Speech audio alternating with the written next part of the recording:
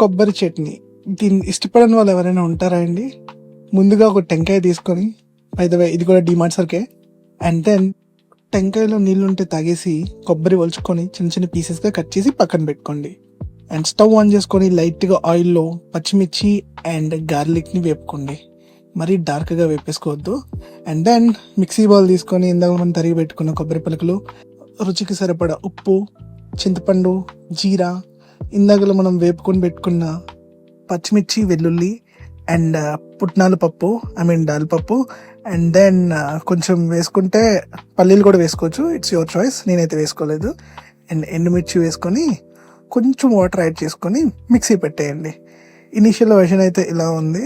మనం కొంచెం ఇంకా కలుపుకొని వాటర్ వేసుకొని అడ్జస్ట్ చేసుకొని మీ టేస్ట్కి తగ్గట్టు ఉప్పుని కూడా సెట్ చేసుకుంటే ఫైనల్గా మన కొబ్బరి చట్నీ ఈజ్ రెడీ. సో దీన్ని పోపు పెట్టుకునే టైము. అండ్ పోపుకి కావాల్సిన సామాన్లు రెగ్యులరే. ఆవాలు, జీలకర్ర, పచ్చిశనగపప్పు, మినపప్పు అండ్ దెన్ కరివేపాకు లేదు, నేను వేసుకోలేదు. అండ్ ఎండుమిర్చి వేసుకొని పోపు పెట్టుకోండి. ఇది నేను ముద్దగా చేసుకున్నాను. చాలామందికి ముద్దగా తింటేనే ఇష్టం కదా. సో మీరు పలుచగా చేసుకోవాలనుకున్నా ఇట్స్ యువర్ చాయిస్. ఫైనల్గా మన టేస్టీ కొబ్బరి చట్నీ ఈజ్ రెడీ. ఇది ఇడ్లీలో కానీ దోశలోకి కానీ ఆల్ టైమ్ వెరీ గుడ్గా ఉంటుంది. నేనైతే ఏదో శాంపుల్ కోసం ఒక దోశ తీసుకున్నాను. దోశ పిండి మీకు తెలిసిందే కదా, ఇంతకుముందు ఒక వీడియోలో చెప్పాను, ఒకసారి కావాలంటే చూడండి.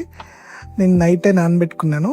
1 కప్పు మినపప్పుకి 2 కప్పులు బియ్యం వేసి నానబెట్టుకున్నాను. అండ్ లైట్గా కొంచెం మెంతులు వేసుకున్నాను.